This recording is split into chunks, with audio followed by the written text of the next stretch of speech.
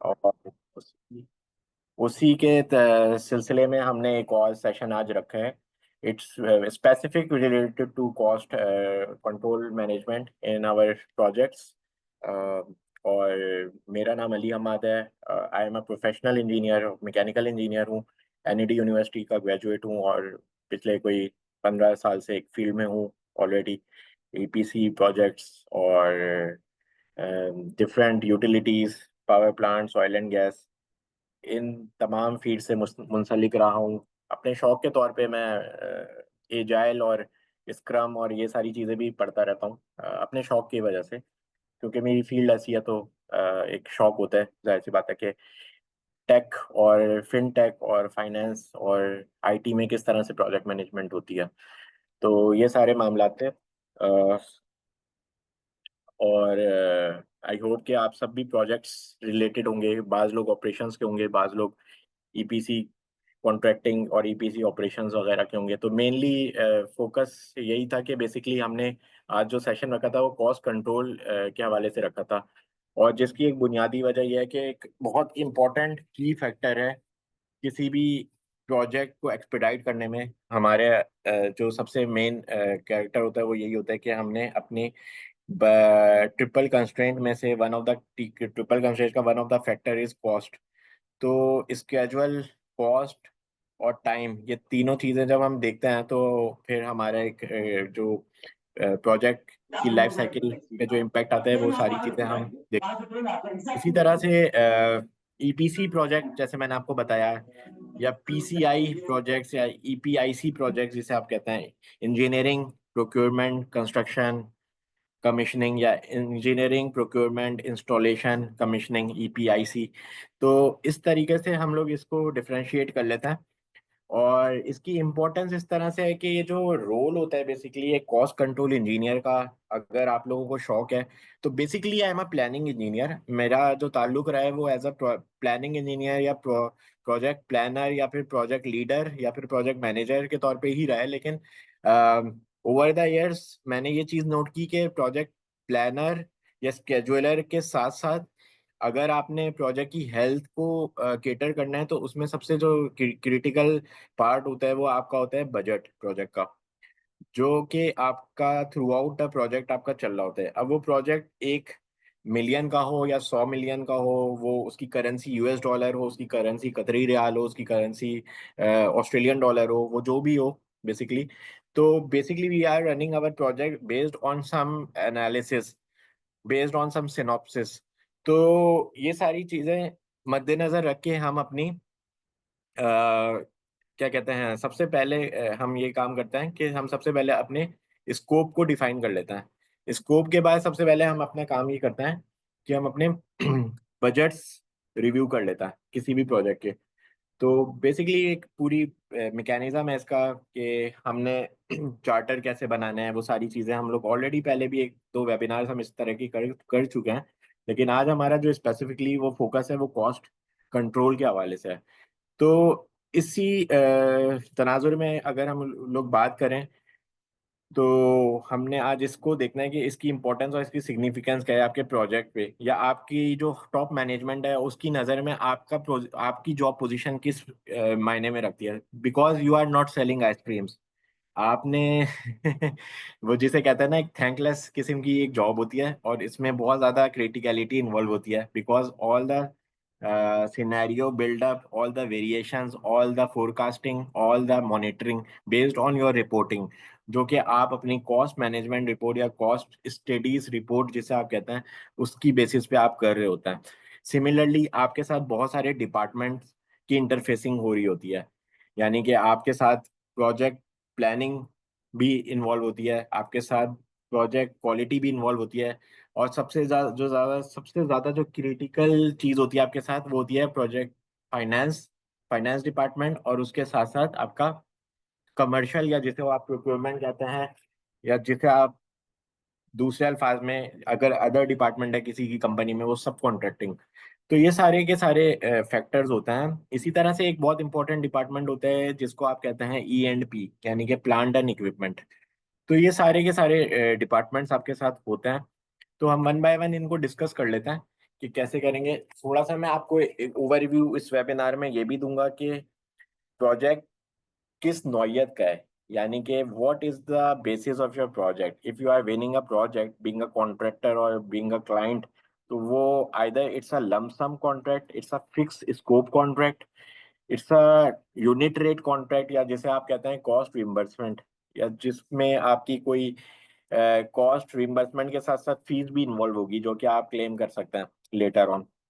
या फिर आपका ऐसा प्रोजेक्ट है जो कि इन दोनों का ही कॉम्बिनेशन है, जिसको आप पीएमआई, जिसको जो बोलते हैं वो टाइम एंड मटेरियल प्रोजेक्ट बोलता है, या जिसमें दोनों चीजें इन्वॉल्व होती हैं, यानी कि आपका लमसम भी होता है, वो उसमें आपके यूनिट रेट भी इन्वॉल्व होता है, यानी घंटे के हिसाब से भी आप चार्जिंग कर रहे होता है। तो ये सारी चीजें होती हैं।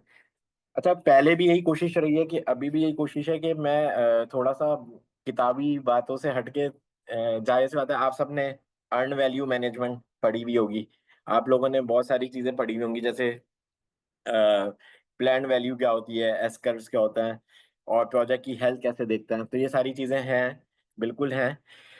और इसके अलावा जो मैं रियल एग्जांपल बताऊंगा वो थोड़ी सी डिफरेंट है, यानी कि वो चेंज होती रहती हैं। तो इसमें जो सबसे की फैक्टर है वो आपका, मैंने जैसे बताया कि आपके सारे इंटरफेसिंग ऑफ डिपार्टमेंट्स है, क्योंकि आप अकेले तो कोई तनहा प्रोजेक्ट तो कर नहीं रहे होते, आपके साथ होता है प्रोजेक्ट मैनेजर, और आपका क्योंकि प्रोजेक्ट कंट्रोल्स डिपार्टमेंट है जिसमें प्लानिंग वाले भी हैं, जिसमें कॉस्टिंग वाले भी हैं, और आप चूंकि खुद भी एक कॉस्ट कंट्रोल इंजीनियर है, तो उस हिसाब से आपके साथ बहुत सारे इंटरफेसिंग होती है। फाइनेंशियल सक्सेस, बिकॉज आपका बजट, अगर बजट आपका इंटैक्ट होगा, बजटेड हेड्स के मुताबिक आपने अलाइन करा हुआ होगा, then you will see your estimations correct, you can track your project very well, you can monitor you can forecast, you can make your baselines, cost baselines accordingly। और दूसरा ये कि आपके जितने भी माइलस्टोन्स होते हैं जिनमें आपने इन्वॉइसिंग करनी है अपनी फ्यूचर में, according to your project basis, तो वो सारे फैक्टर भी होते हैं। बिकॉज हम लोग ऑयल एंड गैस के जितने भी, अगर आप लोग जितने भी ऑयल एंड गैस के हैं, या जितने भी आप लोग इंडस्ट्रियल प्रोजेक्ट देख रहे हैं, इवन यूटिलिटीज भी, या इवन आप लोग रिफाइनरी या पावर प्लांट्स में भी हैं, तो बेसिकली हम लोग के कुछ ऐसे प्रोजेक्ट्स होते हैं जो कि बहुत ज़्यादा हायर वैल्यूज़ के होते हैं, और जिनमें माइलस्टोन डिफाइन होता है। Like we can not claim our progress if our milestone is not met. For example मैं आपको बता देता हूँ कि अगर एक हमारा फैब्रिकेशन ऑफ द वेसल है, अब फैब्रिकेशन ऑफ द वेसल में हमारे कुछ माइलस्टोन्स हैं, यानी कि हमारी एडवांस पेमेंट है विद रिस्पेक्ट टू मटेरियल, उसका 10% है। उसके बाद फिर हमारी फैब्रिकेशन है, यानी कि उसकी वेल्डिंग कंप्लीशन या उसकी तमाम चीज़ें completion, within all respect, with respect to the drawings everything, तो फिर उसकी कुछ वेटेज है। उसके बाद फिर हमारी क्वालिटी इंस्पेक्शंस हैं, वो सारी की सारी उसकी एक अलग वेटेज है।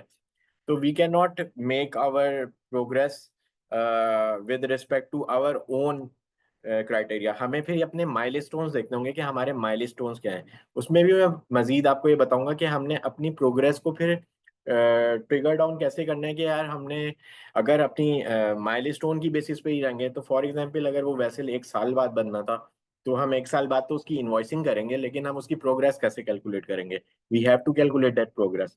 तो वो सारी चीज़ मैं अभी एक्सप्लेन करता हूँ आपको। अच्छा, एक चीज़ ये है कि timely completion, cost control enables efficient resource utilisation.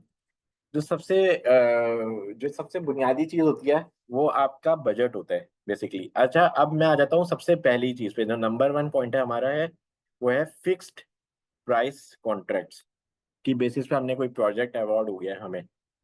आप यूं समझ लें कि आप या तो कॉन्ट्रैक्टर हैं या आप क्लाइंट हैं, वट एवर आप जिसको भी जो समझना है। मैं अगर एक कॉन्ट्रैक्टर की निगाह से आपको समझा रहा हूँ, तो मैं आपको इस तरह समझा रहा हूँ कि I am a client and you are a contractor. मैंने आपको एक कॉन्ट्रैक्ट दिया है 28 मिलियन कतरी रियाल का प्रोजेक्ट, सही है। उसमें आपने कुछ फिक्स्ड स्कोप है आपका, उसमें स्कोप बिल्कुल क्लियर है। तो आपको वो एलओए अवार्ड हो गया है, अब आपने उसकी बजटिंग करनी है सबसे पहले। तो सबसे पहले आप ये करेंगे कि आप अपने कंपनी के मुताबिक, हर कंपनी का डिफरेंट रूल होता है। कुमैल आबिद साहब हैं, उनकी कंपनी डिफरेंट कॉस्ट कोड्स पे काम कर रही है। आसिफ भाई हैं, आसिफ भाई के डिफरेंट कॉस्ट सेंटर्स हैं। मेरी कंपनी में कुछ डिफरेंट कॉस्ट सेंटर्स हैं, तो हमें सबसे पहले ये तयन करना होगा कि हमारी जो प्लानिंग होगी, हमारी जो बजटिंग होगी, वो किस बेसिस पर होगी। We have to make our budget with respect to our company category codes rather than Asif भाई companies और any other PMI जो बता रहे हैं उसके मुताबिक। ऐसा नहीं होगा। हमें अपनी कंपनी को देखना है कि हमारे कितने बजटेड हेड्स हैं, हम कौन सा SOP यूज कर रहे हैं और हमारा कौन सा ERP है। हम SAP यूज कर रहे हैं, हम ओरेकल यूज कर रहे हैं, हम प्राइमावेरा यूज कर रहे हैं, हम क्या कहते हैं सैप यूज कर रहे हैं, क्या यूज कर रहे हैं, मारियान यूज कर रहे हैं। हमें ये चेक करना पड़ेगा कि हमारे पास इन बिल्ड कौन कौन से हैं। मैं आपको फॉर एग्जांपल बता देता हूँ, जो बड़े मेन है, जो जेनेरिक होते हैं, सारी कंपनीज यूज करती हैं। सबसे पहले आपके पास एक ऑलरेडी एस्टिमेटेड बजट होगा, जो कि जिसकी बेसिस पे आपने प्रोजेक्ट विन करे हैं। उसके बाद जो नेक्स्ट स्टेप होगा वो ये होगा कि एक आपको एग्जीक्यूशन बजट रेडी करना होगा अपना, with respect to your scope of works, जो कि ऑलरेडी आपने देख लिया था, आपने उसके मुताबिक अपनी बिड सबमिट की थी, कमर्शियल बिड आपकी हुई थी, टेक्निकल हुई थी, उसके बाद आपको LOA अवार्ड हो गया था। अब आप एक मिनट के लिए सपोज कर लें कि LOA अवार्ड हो चुका है और आपका कॉन्ट्रैक्ट शुरू हो चुका है, आपका प्रोजेक्ट स्टार्ट हो चुका है। उसके बाद जो है सबसे पहला काम आपने करना है एग्जीक्यूशन बजट को अपने फोकस करना है कि what is my approve budget for this. तो उसमें जो मैं अभी coming back to my point, कि मैं जो आपको बता रहा था कि कॉस्ट सेंटर एक जेनेरिक होता है। मैं आपको बता देता हूँ कौन कौन से होता है उसमें। सबसे पहले आपका होता है ओवरहेड्स। ओवरहेड्स हर कंपनी के होते हैं, हर प्रोजेक्ट पे ओवरहेड्स होता है। वो कुमैल आबिद साहब हों, वो इस्माइल साहब हों, वो अफजाल भाई हों, जितने भी लोग हैं यहाँ पे, उन सबके कंपनी में ओवरहेड्स होंगे, उस प्रोजेक्ट की बेसिस पे कुछ ओवरहेड्स होंगे। ओवरहेड्स की मिसाल मैं आपको इस तरह दे देता हूँ कि लाइक आपके परफॉर्मेंस बॉन्ड्स, लाइक आपकी बैंक गारंटीज, लाइक आपके gate passes for the plant. कोई इंटीरियर सिंध में प्लांट है OGDC का, उसके गेट पासिस आपको इशू करवाना है। तो इस तरह से आपका कोई और वर्क परमिट है, like you are working in ADNOC UAE, और वहां पे आपने उसके गेट पासिस हैं, उसके परमिट्स हैं, वो इशू करवाना है। इसी तरह से आपका मिसलेनियस कोई ओवरहेड्स आ रहे हैं उस प्रोजेक्ट का, यानी कि आपकी कोई मैनेजमेंट फीस आ रही है, या आपकी कोई TSF है, temporary site facilities, these all cover will be in your overheads for that particular project. उसके बाद फिर आपका एक सेक्शन, जो कॉमन सेक्शन है वही डिस्कस करेंगे, जाहिर सी बात है, जो सब ने यूज कर रहे हैं। वो दूसरा जो कॉमन होता है वो ह्यूमन रिसोर्स का होता है, जिसमें दो टाइप के लोग होते हैं। एक होता है उसमें डायरेक्ट मैन पावर, और एक होता है उसमें indirect man power. Direct man power means जो आपकी डायरेक्ट लेबर है, जिसमें आपकी लेबर की वेजेस आ जाएंगी, जिसमें आपकी लेबर के एंड बेनिफिट्स अगर हो तो वो आ जाएंगे। लेबर की और मिसेलेनियस कॉस्ट, वो सारी की सारी कवर होगी आपकी लेबर के सेक्शन हेड में, यानी कि लेबर के कॉस्ट सेंटर में। उस बजट उसका बजट एलोकेट हुआ होगा ऑलरेडी। इसी तरह से आपकी जो दूसरी मैन पावर है, जो कि इनडायरेक्ट मैन पावर है, वो आपकी होगी मैनेजमेंट स्टाफ। स्टाफ की सैलरीज, स्टाफ के जितने भी ओवरहेड्स हैं, सुपरविजन है, वो सारी की सारी आप उसकी उसका कैटेगरी हेड बना लेंगे। इसी तरह से आपका एक होगा सब कॉन्ट्रैक्टिंग का।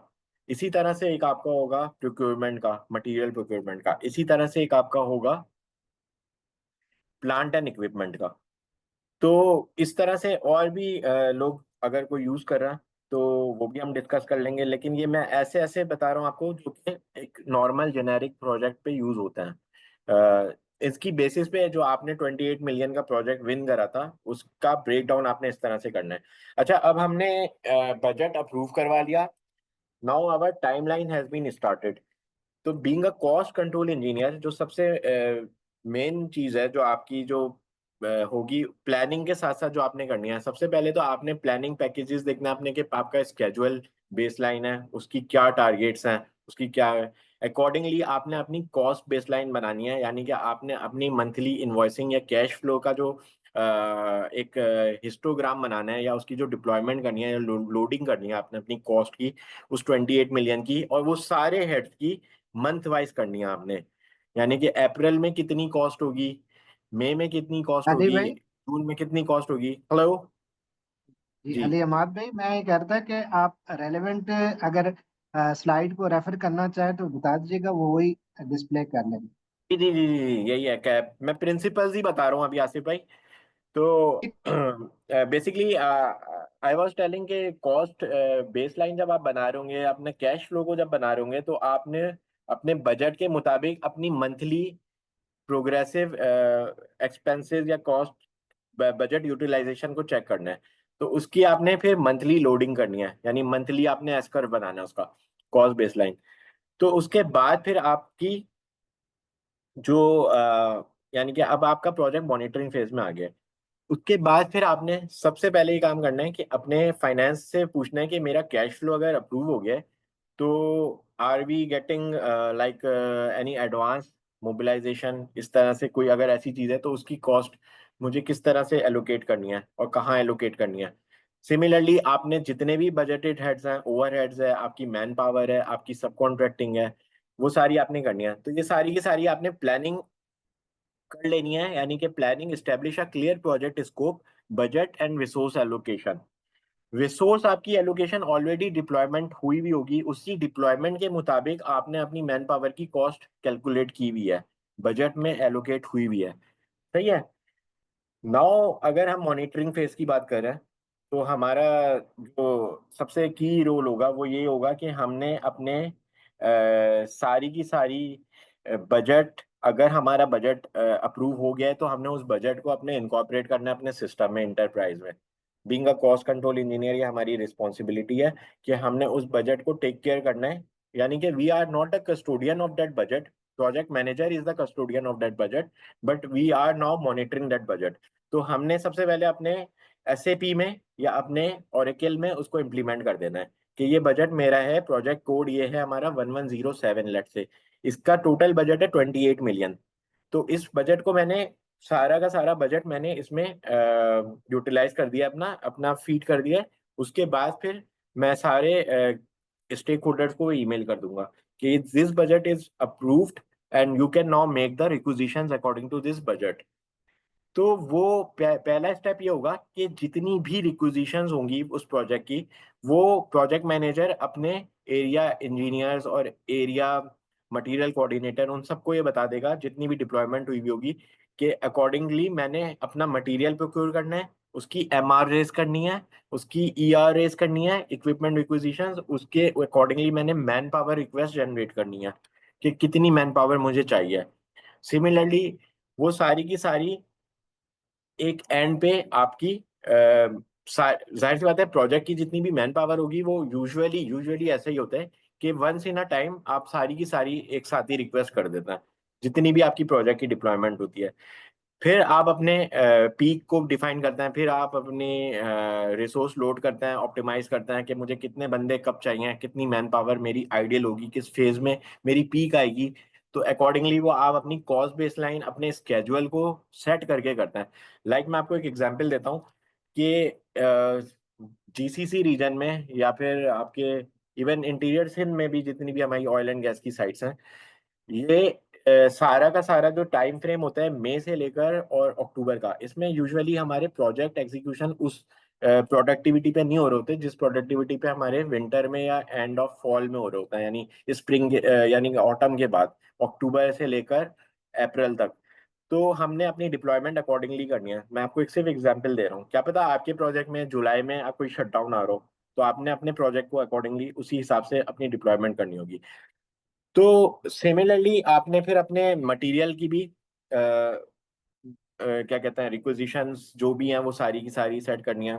आपने नहीं करनी ऑब्वियसली, आप उसको देख रहे होंगे कि किस किस प्रोजेक्ट पे कितनी मेरी रिक्वेस्ट जनरेट हुई हैं और कितने पीओज इशू हो गए हैं already.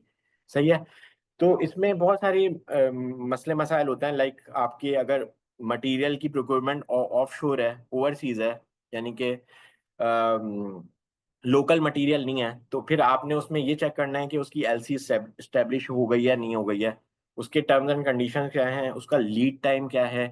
Because you are not directly involve in the commercial and procurement, but you are getting ready for your reporting कि यार मैंने अगर अपनी कॉस्ट बेनिफिट एनालिसिस करना है, मैंने अपनी कॉस्ट स्टडीज करनी है, तो मैं किस तरीके से इस प्रोजेक्ट की हेल्थ को मॉनिटर कर रहा हूँ बैठ के। तो आपको ये चीजें पता होनी चाहिए कि मेरा कौन सा लॉन्ग लीड आइटम है, कौन सा ऐसा मटेरियल जो लोकली अवेलेबल होगा और रेडीली वो स्टॉक में अवेलेबल है, कौन सा ऐसे वेंडर हैं जिससे मुझे अपनी इंजीनियरिंग करवानी है। अगर वो ईपीसी है पूरा, तो ईपीसी के अलग वेंडर हैं। ईपीसी पूरा कंप्लीट होगा तो वो कब कितने मंथ्स में कंप्लीट होगा, उसकी साइकिल कब तक चलनी है। उसके बाद जब वो डिजाइन कंप्लीट हो जाएगा तो फिर उसकी शॉप ड्राइंग्स कब तक रेडी होंगी, कब तक हम मटेरियल प्रोक्योर करेंगे, like that, and so on and so fourth. तो हमने जो बेसिकली ये जो पॉइंट नंबर 2 है, track actual cost again projected cost, identifying variances. अच्छा, वेरिएंसेस तो खैर बात की बात है, पहला काम तो ये करना है हमने कि हमारी जो मंथली कॉस्ट है वो कोई ऐसा तो नहीं है कि जो सबसे की की रोल है ना इस पोजीशन का, वो ये है कि आपने सबसे पहले, it's not like a police man बन जाना है। इट्स लाइक कि आपने ये चेक करना है कि रेस फ्लैग वहां पे रेस करना है कि अगर आपका कहीं पे भी कोई आपको बॉटल नेक नजर आ रहा है, लाइक आपने अगर अपनी कॉस्ट बेसलाइन के मुताबिक आपकी कॉस्ट मैन पावर की आ रही थी 100,000, और वो जो at the end of April अगर वो कॉस्ट आपकी 125,000 आ रही है, तो आपने उसी वक्त फ्लैग रेस करना है उस प्रोजेक्ट मैनेजर के साथ, उस प्लानिंग इंजीनियर के साथ। और वो आपने जिसको भी रिपोर्टिंग आप हैं, प्रोजेक्ट कंट्रोल्स मैनेजर या जनरल मैनेजर या डीजीएम, जिसको भी आप रिपोर्टिंग है, you have to tell him कि यहाँ पे हमारी जो है 25,000 की ओवररन हो रही है एट दिस मोमेंट, जो कि हमारा 1 लाख की आ रही थी। यानी कि according to manpower, man hours, हमारे ये इतने मैन आवर्स थे प्लान्ड, लेकिन इन्होंने ओवर रन करा हुआ है, या तो उनके ओवर टाइम लगाए हुए हैं, या तो उन्होंने बंदे बढ़ाए हुए हैं, या वो आइडलिंग पे थे लेकिन वो फिर भी चार्ज हो रहे हैं, वट एवर द रीजन। लेकिन you have to raise the flag. Similarly आपने हर बजटेड हेड पे आपने एक फ्लैग रेस करना है कि यहाँ पे मेरी बजट इतना था, यहाँ पे मेरी कॉस्ट इतनी आ रही है। So you have to just raise your concern, being a cost control engineer. Implement corrective action to address cost overruns, जो कि अभी मैंने बात बताई है आप लोगों को। बेसिकली अगर आपका फिक्स प्राइस कॉन्ट्रैक्ट है ना, जो लमसम कॉन्ट्रैक्ट होता है, उसमें तो आपके पास एक बना बनाया सेटअप होता है, like you have a concrete budget जिसका स्कोप फ्रीज है, जिसकी टाइमलाइंस फ्रीज है। अब अगर आपके पास एक ऐसा प्रोजेक्ट है जो यूनिट रेट बेस्ड है, जिसकी कोई बैकिंग नहीं है, like you are not doing a project with a fix scope, जिसका वेरिएशन हो रहा है स्कोप में, तो उसमें फिर ये होता है कि आपने उसको बड़ा टेक्टफुली आपने प्ले करना है। आपने ये देखना है कि आपकी कितनी कितनी परसेंटेज पे आपने उसके उससे अपनी फिक्स परसेंटेज पे प्रॉफिटेबिलिटी अपनी मेंटेन रखनी है, लाइक 10% पे मैंने प्रॉफिटेबिलिटी मेंटेन रखनी है। तो ऐसा ना हो कि मैं अपने इतने ज्यादा मैन आवर्स दे दूं क्लाइंट को at the end of my month, कि मैं उसकी बेसिस पे बोलूँ कि यार इतने मैन पावर, लाइक मेरे इतने मैन पावर है और मैं इतनी इन्वॉइस कर रहा हूँ, लेकिन आपकी एक्चुअल इन्वॉइस उससे कम हो। तो बेसिकली आपने ये चेक करना है कि आपकी जो मैन आवर्स हैं उस यूनिट रेट कॉन्ट्रैक्ट में, वो उसी के मुताबिक आप अपनी इन्वॉइसिंग कर रहे हैं, so that you are maintaining the 10% margin. Similarly ये जो आपके फिक्स प्राइस के कॉन्ट्रैक्ट होंगे जिसमें बजट फ्रीज होगा, उसका तो 13%, 14%, 15% मार्जिन पे अगर आपने प्रोजेक्ट लिया है, तो यू हैव टू चेक कि उसका मार्जिन ड्रॉप तो नहीं हो रहा, या वो नेगेटिव में तो नहीं जा रहा, कॉस्ट वेरिएंस उसका लेस तो नहीं हो रहा, यानी कि नेगेटिव कॉस्ट कॉस्ट वेरिएंस तो नहीं आ रहा, जिसे आप कहते हैं earn progress minus actual progress. तो बेसिकली ये सारी चीजें, इसको आपने केटर करना है डे टू डे अपने प्रोजेक्ट में, कॉस्ट स्टडीज में। उसके बाद फिर है communication, maintain transparency with stakeholder on cost status. यानी कि जब तक ये चीज, मेरे ख्याल से तो ये चीज यानी कि it's a very obvious thing कि आपने उसको प्रोजेक्ट मैनेजर के साथ बैठ के डिस्कस करना है कि भाई अगर तुम्हारे ओवररन हो रहा है, तो इसको बजाय जस्टिफाई करने के मुझे ये बताओ कि ये ओवररन क्यों हुआ, क्योंकि बजट में as per the approve budget ये था नहीं। अब इसमें ये होता है, बहुत सारे सिनेरियोज में ये होता है कि प्रोजेक्ट मैनेजर आपको ये बताएगा कि यार असल में मेरे बंदे बैठे हुए थे, मेरे पास काम नहीं था, मेरी लेबर जो थी वो परमिट का वेट कर रही थी, और हम लोग जो थे वो कोई एक्टिविटी परफॉर्म नहीं कर सकते थे, मेरे पास वर्क फ्रंट अवेलेबल नहीं था, मैं 2 महीने से आइडल था, मैं मैन पावर को कहाँ शिफ्ट करता। अच्छा, सिमिलरली ये होता है कि बहुत सारे प्रोजेक्ट पोर्टफोलियो लेवल पे आप चल रहे होते हो, तो आप किसी दूसरे प्रोजेक्ट मैनेजर से बोलते हो कि यार आप मेरी मैन पावर ले लो, लेकिन आप इस तरह कर भी नहीं सकते। Basically you can not take manpower for 15 days you can not take manpower for 1 month और फिर आप उसको रिवर्ट बैक कर लो। तो उसमें फिर ये होता है कि आपके कुछ रिजर्व्स होते हैं जो कि आप उसको कंटिजेंसी के तौर पे अपने बजट में ही रखते हो। लेकिन वो भी ये चेक करना पड़ता है कि वो रिजर्व आपके किस हद तक हैं, कि वो मैन पावर के लिए यूटिलाइज हो सकता है, नहीं हो सकते। वो क्या पता मटेरियल के लिए तो नहीं रखे हुए आपने, किसी और फोर्स मेजर के लिए तो नहीं रखे हुए आपने। ये सारे मामलात होते हैं। तो आप लोगों के अगर कुछ सवाल हो तो आप लोग लिखते भी जाएं, इंशाल्लाह उसको डिस्कस भी करते रहेंगे। और आगे आसिफ भाई, आगे नेक्स्ट स्लाइड अगर आप दिखा दें। उसके अलावा क्या कहते हैं, बजटिंग एंड फोरकास्टिंग टेक्निक्स, ये तो सारी चीजें हमने बता ही दी हैं ऑलरेडी कि आपका बजट अप्रूव होगा, फिक्स प्राइस कॉन्ट्रैक्ट होगा, लमसम कॉन्ट्रैक्ट होगा, तो उसमें आपने बजट आपने आपका फिक्स हो जाएगा। आपकी कैटेगरी कोड्स डिफाइन होंगे, class category, classification of budget आपका डिफाइन होगा, सब क्लासेस जिसे आप कहते हैं। तो अल्टीमेटली वो सारे के सारे जो एक्सपेंस होते हैं वो सारे के सारे टॉप लेवल पर ही आते हैं। लाइक ओवरहेड्स का बजट है, उसमें गेट पासेस और ओवरहेड्स हैं, अगर गेट पासेस हैं उसमें कोई मैनेजमेंट फीस है, उसमें परफॉर्मेंस बॉन्ड्स हैं, वो सारे के सारे टॉप टॉप लेवल पर आकर ओवरहेड्स की कॉस्ट ही आपको बता रहे होंगे। तो इस तरह से आप अपने बजट को अलाइन कर सकते हैं, इस तरह से आप अपने ट्रैकिंग में इजी वे ला सकते हैं। आपने अगर बाई वीकली रिपोर्ट बनानी है, बाय मंथली रिपोर्ट बनानी है, उसमें आपके लिए बड़े इजी इजी मामला होंगे। लेकिन सिमिलरली आपने ये काम करना है कि अगर आपकी फिजिकल साइट मीटिंग्स हो रही हैं तो वो अटेंड करनी है, अगर आपने प्रोजेक्ट मैनेजर से डिस्कस करना है तो वो आप टाइमली डिस्कस करेंगे, बिकॉज आपके पास सारा डेटा होगा, इसमें कोई शक नहीं है। आपके पास इंटरप्राइज होगा, आप एक क्लिक पे आप देख लेंगे कि मेरी कितनी लाइबिलिटीज हैं, मेरी कितनी कमिटमेंट कॉस्ट आ रही हैं, मेरा स्कोप में वेरिएशन अगर है तो वो कहाँ आ रहे हैं। But still in spite of that you have to sit with the project manager on weekly basis, on monthly basis, to discuss with the issues. जहाँ पे भी आपका, अगर ऐसा ना हो कि बहुत ही कम आपकी आपकी मैन पावर डिप्लॉय नहीं हो रही और आपके पास कॉस्ट ही नहीं आ रही लेबर की, आपका प्रोजेक्ट शुरू हुआ है 3 महीने हो गए और आप उससे जाके पूछ रहे हैं भाई यहाँ पे तो कोई बंदा ही नहीं है इस प्रोजेक्ट पे, इस कॉस्ट सेंटर पे कोई बंदा नहीं है, इस प्रोजेक्ट पे कोई बंदा एलोकेट नहीं हुआ हुआ, और आपके मुताबिक ये प्रोजेक्ट 3 महीने पहले शुरू हो जाना था, तो आपने इस पे बंदे क्यों नहीं डिप्लॉय करे हुए। तो फिर वो आपको बताएगा कि यार मैं असल में अभी इंजीनियरिंग कर रहा हूँ, तो मेरे पास सिर्फ और सिर्फ स्टाफ रिसोर्सेज हैं जिनके सिर्फ ये घंटे हैं, जिनकी सिर्फ ये कॉस्ट है। तो पर मंथ मेरी जो ये कॉस्ट आ रही है वो सिर्फ इंजीनियरिंग के अकॉर्डिंगली आ रही है। तो मेरे पास अभी कोई लेबर नहीं है, मेरी लेबर जो होगी वो इस तरह से शुरू होगी। तो फिर आप उसको ये बोलेंगे कि यार तुमने अगर यही काम करना था तो तुम्हें पहले अपने अप्रूव बजट में तुमने जो दिखाया था, जो हमने कॉस्ट बेसलाइन बनाई, जो हमने कैश फ्लो बनाया, वो हमने इस तरह से नहीं बनाया, इस तरह से बनाया। तो बोलेगा कि आई विल रिवाइज दैट। तो इस तरह के सवालात आपको बहुत सारे अक्सर और बेशतर सुनने को मिलेंगे कि I will revise that, I will expedite that, I will do that. But basically होता यही है कि आइडिया सिनेरियो आपके पास अगर अप्रूव बजट हो, उसकी बेसिस पे आप अपने अपने प्रोजेक्ट को रन करें बेसिकली।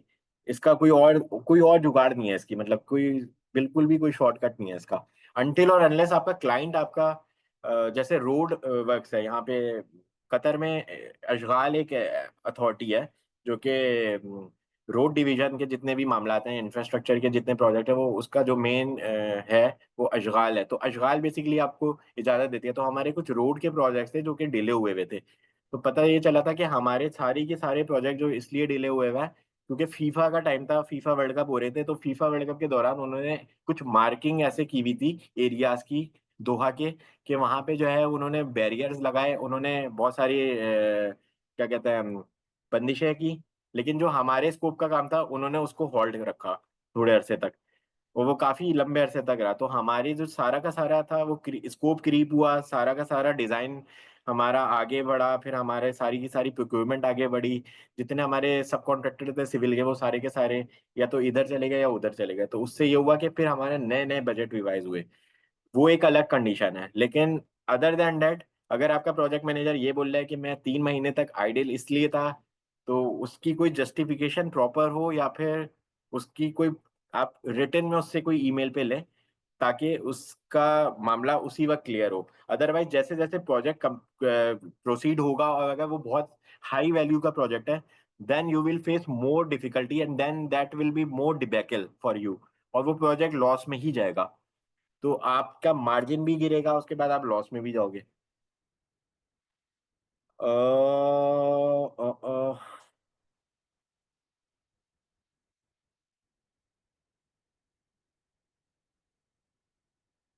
ओके,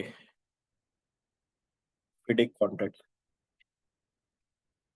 तो बेसिकली ये मैंने थोड़ा सा एक काफी हद तक अपने एंड से क्लियर कर दिया कि आपका जो बजट है आपने उसको किस तरह मॉनिटर करना है, डे टू डे आपने कैसे कॉस्टिंग को अपनी वो करना है। नेक्स्ट स्टेप जो है ना आपका, जो सबसे ज्यादा आपको एक प्रॉब्लम है या जो आपको की एरिया देखना है, being a cost control engineer, जो प्रोजेक्ट कंट्रोल्स का एक बड़ा अहम रोल होता है, वो आपने ये देखना है कि आपकी प्रोजेक्ट पे लाइबिलिटीज क्या क्या है। उस प्रोजेक्ट की लाइबिलिटीज वो सबसे ज्यादा जब मैटर करती हैं जब आपका प्रोजेक्ट 80 to 90% फिनिशिंग पे आ गया हो। तो उसमें ज्यादातर ये होता है कि लोग बहुत सारे ऑर्डर कर चुके होते हैं प्रोजेक्ट पे, यानी कि बहुत सारे परचेज ऑर्डर्स ऑलरेडी हो चुके होते हैं प्रोजेक्ट के। वो प्रोजेक्ट परचेज ऑर्डर 2023 में बने थे, 2022 में बने थे, प्रोजेक्ट 5-6 साल का था। अब वो प्रोजेक्ट आज 2024 के मई में खत्म होने वाला है। वो 2023 के मैं ऑर्डर देख रहा हूँ, यार ये ऑर्डर था, इसका ये वेंडर था, इसकी ये वैल्यू थी, इसका कुछ आगे पीछे कुछ है ही नहीं, इसकी पेमेंट होनी है नहीं होनी, क्या होना है, इसका कुछ अता पता नहीं है। 2 साल पुराने ऑर्डर पड़ेगा। तो ये बड़ी इंपॉर्टेंट चीज़ है कि आपने जब अपने प्रोजेक्ट में आप क्लोजर की तरफ बढ़ रहे हो, तो आपने ये चेक करना है कि आपकी ऑर्डर लाइबिलिटीज क्या क्या है, प्रोजेक्ट की कमिटमेंट कॉस्ट क्या क्या है। तो आपके जो डिपार्टमेंट्स होंगे, बेसिकली मैं उस पर आ रहा हूँ कि आपके being a cost control engineer जो सबसे मेन होंगे वो ये होगा कि आपका जो कमर्शियल या प्रोक्योरमेंट डिपार्टमेंट होगा उससे ज़्यादा इंटरफेसिंग होगी। उससे आपकी इंटरफेसिंग इस तरह होगी कि आपकी जो हायरिंग होगी इक्विपमेंट की, E&P की, वो, उसके अलावा जो सबसे मेन चीज़ है वो आपका मटेरियल प्रोक्योरमेंट, उसके अलावा जो आपका सबसे इंपॉर्टेंट चीज़ है वो है सब कॉन्ट्रैक्टिंग। तो ये सारे के सारे जितने भी एस्पेक्ट हैं वो बजट में जो होंगे, बजट हेड में जितने भी होंगे, उन सबके बजटेड हेड कहाँ पे जा रहे होंगे, कमर्शियल या प्रोक्योरमेंट के पास। तो उस डिपार्टमेंट से आपकी इंटरफेसिंग बहुत ज़्यादा तगड़ी होनी चाहिए। उसमें फिर ये होता है कि आपने एक चेक लगाना है अपने सिस्टम में, या अपने जो भी इंटरप्राइज है या आईटी वाले को बोल के, whatever, you have to be make sure कि आपका अगर मटेरियल का बजट 1 मिलियन है, तो आफ्टर 1 मिलियन या आफ्टर दैट कमिटमेंट ऑलरेडी जो रियलाइज हो चुकी है पिछली एमआरज में, पिछली रिक्विजिशंस में, तो उस पे फिर आपने अपनी अगली एमआर को बचाने के लिए वो ऐसा हो कि अगर वो नई मटेरियल रिक्विजिशन रेज कर रहा हो तो वो एरर आ जाए। तो बेसिकली ये आपने इंश्योर करना है, बिकॉज आपने अपना प्रोजेक्ट के बजट को एक्सीड होने नहीं देना। सिमिलरली यही चीज सब कॉन्ट्रैक्टिंग के पार्ट में भी यही आपने करनी है। सिमिलरली आपने अगर कोई हायरिंग करनी है किसी इक्विपमेंट की, कोई क्रेन हायर करनी है, कोई कंप्रेसर हायर करना है, तो आपने उसमें भी यही चीज मेक श्योर करनी है। उसके अलावा आपने हायरिंग पीरियड को भी देखना है कि ये हायरिंग पीरियड अगर एक्सपायर हो रहा है तो ये क्यों हो रहा है, उसकी भी monitoring being a cost control engineer आप ही का फर्ज है। तो ये सारे फैक्टर्स हैं जो कि आपने करना है। सिमिलरली आपने फाइनेंस डिपार्टमेंट के साथ ये अलाइन रहना है, क्योंकि आपका फड्डा उनके साथ बहुत ज़्यादा होगा। उसके वजूहत ये हैं कि बेसिकली आपकी जो रिपोर्टिंग होगी, कॉस्ट कंट्रोल की जो रिपोर्ट होती है वो लाइव होती है, एट दिस इंस्टेंटेनियस होती है। जैसे इंस्टेंटेनियस वेलोसिटी हम पढ़ते थे फिजिक्स में, इंस्टेंटेनियस एक्सीलरेशन होती थी, तो इसी तरह जो कॉस्ट कंट्रोल की रिपोर्ट होती है वो बिल्कुल इंस्टेंट होती है। फाइनेंस की जो रिपोर्टिंग होती है यूजुअली वो थोड़ी सी लेबोरियस होती है, उसमें थोड़े से पैचेस होते हैं। वो ज्यादातर अपनी रिपोर्ट कंप्लीट करता है किसी साइकिल पे, या तो वो क्वार्टरली रिपोर्ट जनरेट करता है या वो हाफ ईयरली रिपोर्ट जनरेट करता है। But your your report should be very very crisp every time. आपसे जो कंपनी के जितने भी मैनेजमेंट है वो आपकी रिपोर्ट को फॉलो करते हुए आगे की फोरकास्टिंग करी होती है प्रोजेक्ट के पॉइंट ऑफ व्यू से। फाइनेंस तो अपनी रिपोर्ट देगा वो लेटर ऑन देगा, लेकिन आपने ये मेक श्योर करना है कि आपकी कोई लाइबिलिटीज, एक्स्ट्रा लाइबिलिटीज उस पे तो चार्ज नहीं हो रही। आपने जो पिछले मंथ्स की प्रोविजंस ली हुई थी लेबर की या स्टाफ की या मटेरियल की या सब कॉन्ट्रैक्टिंग की, they are either taken as a provision और either taken as a liability, क्योंकि आप डबल कॉस्ट तो बुक नहीं कर सकते अपने प्रोजेक्ट पे। डबल कॉस्ट बुक होने का मतलब है कि आपने अपने प्रोजेक्ट को लॉस में शो करना शुरू कर दिया है, तो आपने ये इंश्योर करना है। सिमिलरली आपने ये इंश्योर करना है कि क्या कहते हैं, मेरी जो अर्न प्रोग्रेस है वो मेरी एक्चुअली इतनी है या नहीं है, यानी कि जो मैं अर्न प्रोग्रेस दिखा रहा हूँ। अब इसमें लास्ट पार्ट में मैं आऊंगा कि हमारी जो अर्न प्रोग्रेस होती है हमने किस तरह मॉनिटर करनी है। तो इस तरह से आपने अपनी फाइनेंस से भी इनटेक रहना है, क्योंकि फाइनेंस की जो रिपोर्ट होगी वो शायद बहुत पुरानी कॉस्ट दिखा रहा होगा आपको रिपोर्ट में, जो कि आपकी एक्चुअली इतनी हुई भी नहीं होगी। तो आपने अपने एक्सपेंसेस को, आपने अपने रेवेन्यू को ऐसे बिल्ड करना है जो कि करंटली हो, और आपने वो लाइव देखना है, क्योंकि आपके पास होंगे accruals. You have the list of accruals, you have the list of your value of work done, your perform value, your earn value. तो उसकी बेसिस पे आपने अपनी वर्किंग करनी है। फाइनेंस को भी आपने इसी तरह से अपडेट देना है कि मैं ऑलरेडी ये काम कर चुका हूँ, इसकी ऑलरेडी इनवॉइस मैं रिसीव कर चुका हूँ, इसकी इनवॉइस आ चुकी है, वो क्वालिटी से इंस्पेक्शन भी हो गई है और वो अप्रूव हो चुकी है, तो काइंडली आप इसको केटर कर लें। देन वो अपनी फिर चार्ज करेगा। तो इस तरह से आपकी और उनकी प्रोग्रेस में थोड़ा सा लैग होगा, महीने का, 2 महीने का, 3 महीने का। हर कंपनी में उसमें इश्यूज होते हैं, लेकिन आपने उसको टेक्टफुली डिफाइन करना है, आपने उसकी प्रोविजंस लेनी है according to the basis of past months, not according to, हवा में तीर नहीं चलाना आपने। आपने देखना है कि उस प्रोजेक्ट पे एक्चुअली मैन पावर कितनी आ रही है पर मंथ, तो आपने उसी हिसाब से अपने एक्रूवल सेट करना है, उसी हिसाब से अपनी प्रोविजनिंग करनी है। क्योंकि आप वो वेट नहीं कर सकते कि फाइनेंस वाले अपनी पोस्टिंग करेंगे तो मैं अपनी रिपोर्ट जनरेट करूंगा। You can not wait for that. तो ये सिमिलरली मैं आपको एक चीज छोटी सी ये बताना चाहता कि एक बहुत छोटा सा एक टर्मिनोलॉजी है जो आपने अक्सर पढ़ी होगी, earn value management. Earn value management basically एक प्रोजेक्ट को चलाने की टेक्निक है, जो कॉस्ट ट्रैकिंग में भी हम करते हैं। तो उसमें बेसिकली एक दो टर्म्स हैं जो आपके रेवेन्यू को देख रही होती है, एक होती है अर्नड वैल्यू और एक होती है वैल्यू ऑफ वर्क डन। तो इन दोनों टर्मिनोलॉजी में थोड़ा सा मामूली सा फर्क है, मैं आपको बता देता हूँ। बहुत सारे बड़े बड़े कॉस्ट इंजीनियर्स और प्रोजेक्ट कंट्रोल्स मैनेजर आपको ये बताएंगे कि ये दोनों सेम चीजें होती हैं। बहुत माइनर सा फर्क होता है। माइनर सा फर्क ये होता है कि बेसिकली जो वैल्यू ऑफ वर्क डन होता है या जो वर्क डन होता है, वो ये होता है कि आपने अपने तमाम अ, जितनी भी जॉब परफॉर्म कर ली है at that point of instant, यानी 50% आपने कंप्लीट कर लिया है प्रोजेक्ट, 50% ऑफ द वैल्यू आपने ले लिया है, प्लस आपने कुछ ऐसी वैल्यू ली है जो कि आपकी कमिटमेंट्स हैं, जो कि आपकी एक्रूवल्स हैं, जो कि अभी आनी है। तो वो basically value of work done होती है। अर्न प्रोग्रेस, जो अर्न वैल्यू होती है, जो ईवीएम में आपने अर्न वैल्यू पढ़ी है, वो ये होती है कि एट दैट पॉइंट आपने 50% काम कंप्लीट कर लिया, वर्क डन हो गया आपका 50%, उतना आपने कमा लिया है। 50% अर्न अर्न वैल्यू आपको शो कर रहा है। That not include your commitments, that not include your accruals. तो ये बुनियादी सा फर्क होता है। तो उसके बाद आप अपनी कॉस्ट वेरिएंस को एनालाइज करते हैं, यानी कि आप अपनी कॉस्ट वेरिएंस निकाल लेते हैं, अपनी अर्न वैल्यू या value of work done minus your actual cost, that give you the project health of your, कि आपका प्रोजेक्ट प्रॉफिट में है या लॉस में है। आपकी प्रोडक्टिविटी, आपकी जो प्रॉफिटेबिलिटी है, वो मार्जिन ड्रॉप तो नहीं हो रहे, 15% पे प्रोजेक्ट लिया था 13% तो नहीं हो गया, 5% पे तो नहीं आ गया। तो ये सारी चीजें आप उससे कैलकुलेट करते हैं। मंथली करते हैं, वीकली करते हैं, बाई वीकली करते हैं, it's up to you, it's up to your organization, it's up to your project basis, आपकी क्लाइंट क्या डिफाइन कर रहा है, वो सारी चीजें इस पे मैटर करती हैं। तो मैं यूजुअली मंथली करता हूँ। मंथली कॉस्ट स्टडीज होती है हमारी, मंथली कॉस्ट स्टडीज को 1 बाय 1 रिव्यू करते हैं सारे प्रोजेक्ट मैनेजर्स, पोर्टफोलियो लेवल पे सारी रिपोर्ट्स चेक करते हैं। तो 1 बाय 1 सबके साथ बैठता है, और ये एक दिन में नहीं होता, हर रोज, हर वीकेंड, हर ओवर द वीक ये मीटिंग्स हमारी राउंड द क्लॉक चल रही होती हैं। इसी तरह से आपने, अब आपके पास सारी बेसिस आ गई कि कॉस्ट इंजीनियर भी मैं बन गया, कॉस्ट कंट्रोल भी मैं कर रहा हूँ, लेकिन मैं पैसा कहाँ बचा सकता हूँ, या पैसे के लिए मैं करेक्टिव एक्शन में क्या कर सकता हूँ।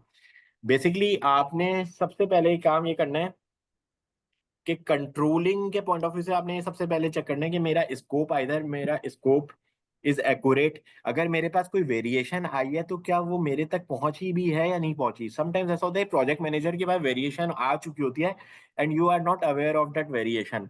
तो आप अपनी प्रॉफिट एंड लॉस का जो मेजर कर रहे होते हो प्रोजेक्ट की, वो आप पुराने बजट पे कर रहे होते हो।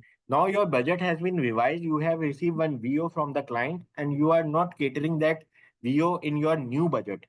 तो उसके बाद फिर आपने वो चेक करना है कि आपने उसको करेक्टिवली कर लिया नहीं कर लिया। सिमिलरली आपके पास एक प्रोजेक्ट मैनेजर है जिसके पास एक पूरा जोन है, यानी कतर गैस नॉर्थ का पूरा जोन उसके पास है। कतर गैस नॉर्थ में उसके पास रेट्रोफिट्स के शटडाउन बहुत सारे चल रहे हैं। तो अब उसने ये ऑप्टिमाइजेशन करनी है अपने प्रोजेक्ट्स पे कि किस तरीके से वो अपनी रिसोर्सेज को, टोटल मैन पावर को कैसे वो डिप्लॉय करेगा हर कतर गैस के प्रोजेक्ट पे, कि वो उसके पास ना कॉस्ट इम्पैक्ट है ना स्केजुअल इम्पैक्ट है और उसकी प्रोडक्टिविटी भी मेंटेन रहे। तो ये टेक्टफुली सारे काम करना है आपने being a cost control engineer, या आपने उसको एक्सप्लेन करना है कि यार तुम इस तरह से कर सकते हो। क्योंकि बहुत सारी दफा हमने देखा है कि बहुत ज्यादा मतलब technically very sound project managers, but they don't know how to utilize their manpower. पता चला कि टाइम कीपर साहब जो थे, या वो जो साहब एक उनके प्रोजेक्ट पे थे, प्रोजेक्ट कोऑर्डिनेटर, उन्होंने सारे के सारे मैन आवर्स एक ही प्रोजेक्ट पे बुक कर दिए। और उसके बाद पता चला कि वो तो रेड शो कर रहा है, यानी वो 100%, 200%, 300% ओवर रन हो चुका है उसकी मैन पावर, उसका स्टाफ। तो ये चीज आपने उसको बतानी है कि भाई तुमने अपनी ऑप्टिमाइजेशन कैसे कर सकते हो। तुम इस प्रोजेक्ट पे तुम्हारे पास इतने बंदे रिक्वायर्ड नहीं थे, तुमने और जो प्रोजेक्ट कर रहे हो, तुम शेल जीटीएल का कर रहे हो और एक जीटीएल का कर रहे हो, तुम रास लफान में इतने जो एरियाज तुम्हारे कतर गैस के हैं, तुम वहां पे क्यों यूटिलाइज नहीं कर रहे, what is the issue with you. तो वो आप उसको एक्सप्लेन करोगे and then he will notice and then it will cater.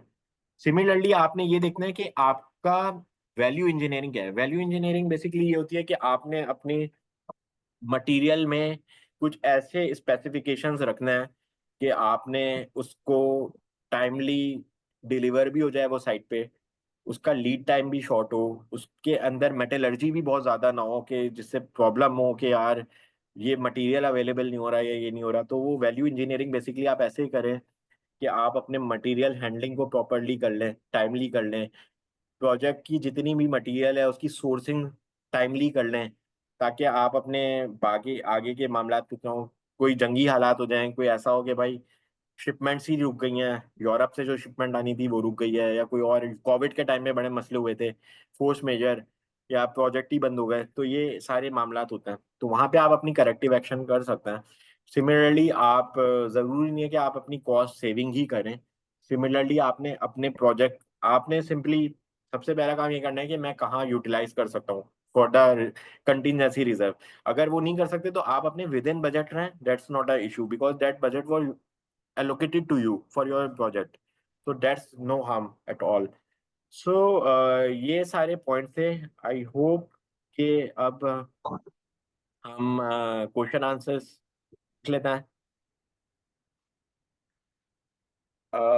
Kumail, हाँ ये सारी चीजें अभी हम मैंने एक्सप्लेन करी हैं, scope creep, inefficient process. Scope creep basically ये कि वेरिएशंस जो आपकी हो रही होती हैं, अनऑथराइज चेंजिंग हो रही होती हैं, जिसको आपको टाइमली टैकल करना है, टाइमली टैकल करके आपने उसको रिपोर्ट करना है, और रिपोर्ट करके आपने इसको इशू लॉग में रखना है। अगर कोई रिस्क आ रहा है तो रिस्क रजिस्टर में रखना है। अच्छा, इशू और रिस्क में भी यही फर्क है कि आपके इशू वो होते हैं जो गुजर चुके होते हैं माजी में, रिस्क वो होते हैं जो आगे आने वाले होते हैं। बट अभी हम लोग जाहिर सी बात है इश्यूज और रिस्क मैनेजमेंट अभी हम पढ़ नहीं रहे, लेकिन अब मैं आपको जस्ट फॉर नॉलेज बता रहा हूँ। Inefficient processes optimize work processes to reduce waste and improvement efficiency. बिल्कुल आप इसमें क्या कहते हैं, वेस्ट ये नहीं कि वेस्ट आपका कोई मटेरियल का वेस्ट हो रहा है कुछ, आपने अपनी कॉस्ट सेविंग को ऑप्टिमाइज करना है। बेसिकली आपने अपने ओवरहेड्स को कम करना है, आपने अपने जितने भी और प्रोजेक्ट पे आप समझते हैं कि मेरी अगर मैं हायरिंग एक क्रेन को नहीं कर सकता, मैं किसी से बोरो कर सकता हूँ, तो वो आप 2 घंटे के लिए बोरो कर लें किसी और प्रोजेक्ट से, और आप उधर से भी कॉस्ट अपनी रिड्यूस कर सकते हैं। तो ये सारी चीज़ें एफिशिएंसी को बढ़ाने के लिए आप कर सकते हैं बिल्कुल। इसी तरह से unforeseen events and contingency, contingency basically होती ही इसलिए है बजट के अंदर कि वो आपके अनफोर्सीन इवेंट्स को मेजर कर रही होती है। यानी कि आपका यहाँ कोई भी ऐसा रिस्क हो गया जो कि अनअवॉइडेबल रिस्क है, जिसका कोई फॉल आउट प्लान नहीं है, तो वो आपने उसको अनएक्सपेक्टेड सिचुएशन को के लिए आपने कंटिजेंसी रखी हुई होती है। कभी कभी ऐसा भी होता है कि कंटिजेंसी आपकी कंटिजेंसी से भी ज्यादा ओवररन हो जाते हैं, तो डेट वी विल डू के हमने फिर उसका एनालिसिस करता है हम अपना क्वांटिटेटिव एनालिसिस करता है, मोंटी कार्लो एनालिसिस होता है, बहुत सारे रिस्क मैनेजमेंट के अलग से देखने पड़ते हैं, लेकिन वो डिपेंड करता है कि मैनेजमेंट की अप्रूवल हो रही है नहीं हो रही, वायबल है कंपनी के लिए नहीं है, हमने करना है नहीं करना। कई कई दफा तो क्लाइंट्स को ही मतलब अपनी उसमें से निकाल देते हैं कि यार ये क्लाइंट ही हमें समझ में नहीं आ रहा, we will not do further working with him, with that client. Poor communication, communication management तो इट्स पार्ट ऑफ दैट, हमने तो इस पे एक पूरी प्रेजेंटेशन की हुई है ऑलरेडी लास्ट। तो सवाल जवाब ले लेते हैं, मेरे ख्याल से टाइम हमारा ऑलरेडी हो चुका है। After finishing Kumail, value engineering में ऑलरेडी बता चुका हूँ, risk management, performance monitoring, continuous improvement, ये सारी चीजें अभी हम साथ साथ भी बताते रहते हैं। पहले सवालात की तरफ बढ़ते हैं जरा। After finishing presentation please comment plan versus actual, how I am your country, how are arbitration disputes, etc. Any key learning points? I feel GCC or oil and gas industry often misuse their client role. Kumail भाई, असल में basically वो miss use नहीं करते, basically यहाँ के कुछ SOPs ऐसे हैं कि आपने वो करना है। कतर एनर्जी के कुछ ऐसे नॉर्म्स हैं जो आपने उनको फॉलो करना है। लाइक अगर आपने, मैं फॉर एग्जांपल बताता हूँ, एक हमारा वेस्ट वाटर ट्रीटमेंट का प्रोजेक्ट है, उसमें हमें क्वालिटी इंस्पेक्टर 5 रिक्वायर करा है, उन्होंने डिप्लॉयमेंट में बताया मैं वो, तो हमने अप्रूव बजट में भी वही डालना है आपने।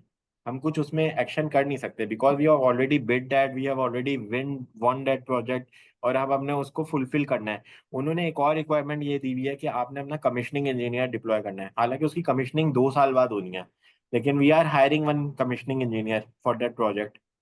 तो ये सारी चीजें हमने कॉस्ट, उसकी कॉस्ट एनालिसिस, हमने उसका बजट ऑलरेडी हमने रखा हुआ है।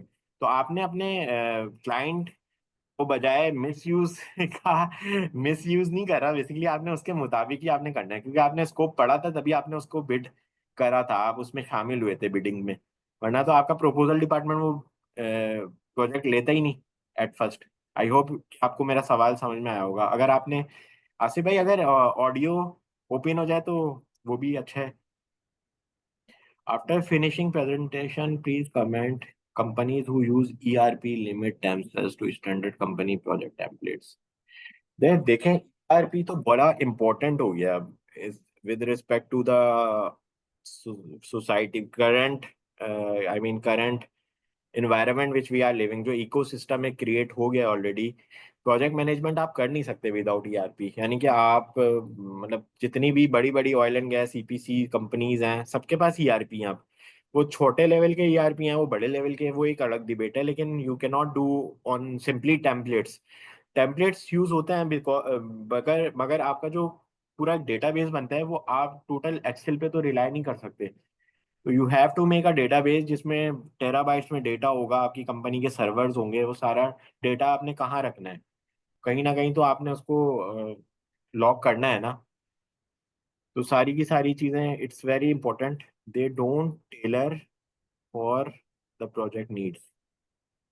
नहीं, आप हम लोग ऐसे ईआरपी इम्प्लीमेंट जब भी करवा रहे होते हैं तो हम अपनी रिक्वायरमेंट बताते हैं आईटी वाले को कि हमने ये रिक्वायरमेंट्स रखनी है, मुझे ये कैटेगरी कोड चाहिए, मुझे ये कॉस्ट सेंटर चाहिए, मुझे ये सारी चीजें निकालनी है, तो मैं सारी चीजें उसको बताता हूँ, तो वो अकॉर्डिंगली उसको इम्प्लीमेंट भी करते हैं, ऐसा नहीं है।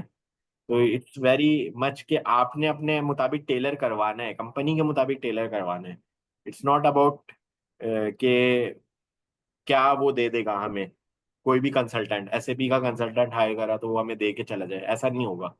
आपने अपनी रिक्वायरमेंट बतानी है, अपनी रिपोजिटरी के मुताबिक आपने अपनी डेटाबेस को मैनेज करना है। Most GCC oil and gas industry have the luxury of the tools and techniques because of the luxurious budget. How do you handle extra work, additional work, changing, rebaselining? अच्छा, ये तो कोई सवाल नहीं है, basically most GCC industry have the luxury tools and technique because of the luxurious budget.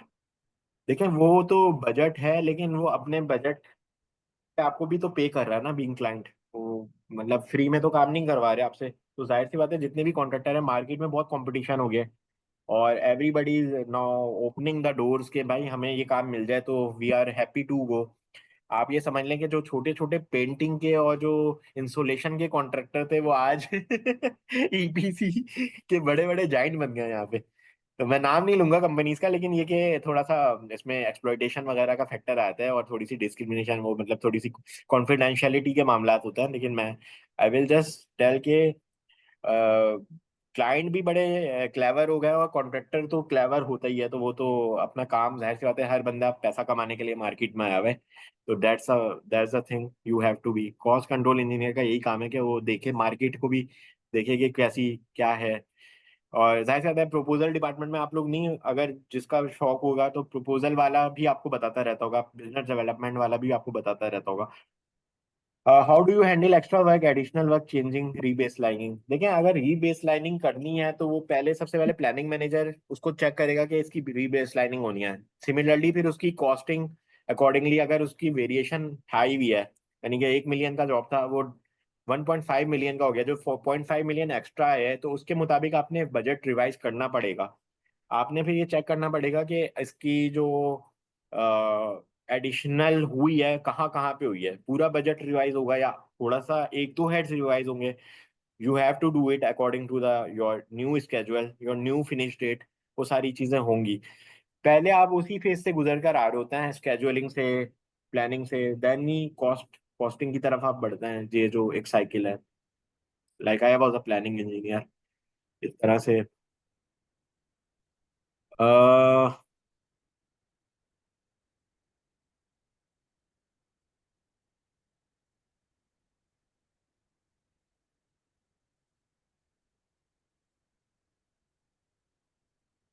ये तो हमने पढ़ लिए थे सारे। टू बॉसेस लुक एट एस्कर्स मोर और bottom line number.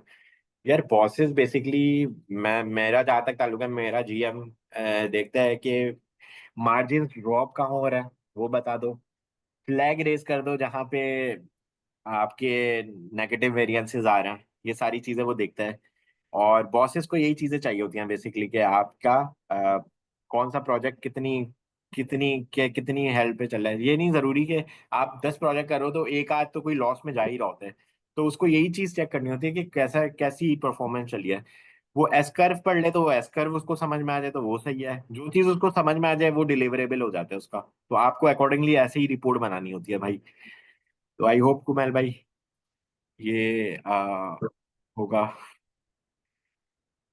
In Pakistan PP is only mention in aspects, do you mention in BOQ PO. बिल्कुल भाई, पीपी तो बिल्कुल पार्ट ऑफ द बजट होता है। पीपी खुसूसन जो कॉस्ट रिम्बर्समेंट होता है ना, जिसमें यूनिट रेट के जो होता है, जिसमें आप बिलेबल रिसोर्सेज होता है सारे, मंथली आप इनवॉइस दे रहे हो तो क्लाइंट को, तो उसमें तो खास तौर पे वो पीपी वगैरह की कॉस्ट और सारी की कॉस्ट टू कंपनी कहलाती है बेसिकली। वो सारी की सारी आप इन्वॉल्व करते हो, उसके बाद फिर आप अपनी इनवॉइस जनरेट करते हो।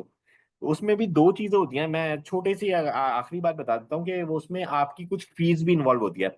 अब अगर उसका स्कोप डिफाइन नहीं है, एक टारगेट था कि वो 1 मिलियन का प्रोजेक्ट है, अगर वो बिल फर्ज 1.5 मिलियन का है, तो वो जो 0.5 होगा ना, 0.5 आपका शेयर होता है, कॉन्ट्रैक्टर का 30% या क्लाइंट का 70%। तो अगर वो 0.5 ऊपर गए तो कॉन्ट्रैक्टर को वो 0.5 30% मल्टीप्लाई करके एडिशनल इनवॉइस सबमिट करनी होती है अपनी। आई होप आपकी अंडरस्टैंडिंग हो गई होगी उसमें। तो ये हमारा कहलाता है कि कॉस्ट रिम्बर्समेंट प्लस सम फीस वो चार्ज करता है कॉन्ट्रैक्टर। तो पीपीई वगैरह की कॉस्ट बिल्कुल इंक्लूड होती है, वो बजट का पार्ट भी होती है समटाइम्स। समटाइम्स ऐसी चीजें जो होती हैं जो कि कंज्यूमेबल्स होते हैं, जैसे पीपीज है, पीपीज है पार्ट ऑफ कंज्यूमेबल, तो वो कभी कभी सम कंपनीज में ऐसा होता है कि वो एसेट में भी डाल देता है, या उसका कोई कॉस्ट सेंटर अलग होता है, वो प्रोजेक्ट के बजट में डायरेक्टली इन्वॉल्व नहीं होता। तो ये सारी चीजें चलें। आई होप कि आप सबको आज की प्रेजेंटेशन, 1 घंटा मुख्तसर था लेकिन इस पे हम कई घंटे बात कर सकते हैं। तो आसिफ भाई, ओवर टू यू। जी बहुत शुक्रिया अमाद भाई, थैंक यू। बहुत अच्छा सेशन रहा अल्हम्दुलिल्लाह, बड़े इंफॉर्मेटिव। और आई होप के तमाम जो पार्टिसिपेंट्स थे उन्होंने लर्न किया होगा, और इस फील्ड के हवाले से, कॉस्ट कंट्रोलिंग, कॉस्ट प्लानिंग के हवाले से जो कॉन्सेप्ट, जो प्रैक्टिकली जो आपने शेयर किया अपना एक्सपीरियंस, वो काफ़ी हेल्पफुल होगा। और इस पे मज़ीद अपनी जो फीडबैक है वो भी देते रहें अहबाब। और जो हमारा ये इसकी रिकॉर्डिंग इंशाल्लाह सेंस के जो यूट्यूब चैनल है उस पर भी अपलोड कर देंगे, तो उस पर भी अगर कोई क्वेश्चन होंगे आप कर सकते हैं। और हमारे भाई सेंस के जो व्हाट्सएप ग्रुप है उस पर भी हैं, तो वो कोई वन ऑन वन व्हाट्सएप से रिलेटेड कोई अगर ऐसा क्वेश्चन होगा तो उसको भी इंशाल्लाह रिस्पॉन्ड करेंगे। तो बहुत शुक्रिया आपका तमाम पार्टिसिपेंट्स का, और इंशाल्लाह कीप इन टच, और जो आगे सेशंस होंगे उसमें भी आपकी पार्टिसिपेशन जो है काफ़ी वैल्यूएबल होगी। बहुत शुक्रिया एंड थैंक यू। खुदा हाफिज, अस्सलाम वालेकुम। Thank you. थैंक यू, अल्लाह हाफिज। अच्छा, मेरा नंबर आसिफ भाई ग्रुप पे भी है, तो कोई राब्ता करना चाहे तो डायरेक्टली मुझसे किसी भी हवाले से कोई भी सवाल हो, कोई रिपोर्ट चाहिए हो, कोई टेम्पलेट चाहिए हो, तो I can help any time any where.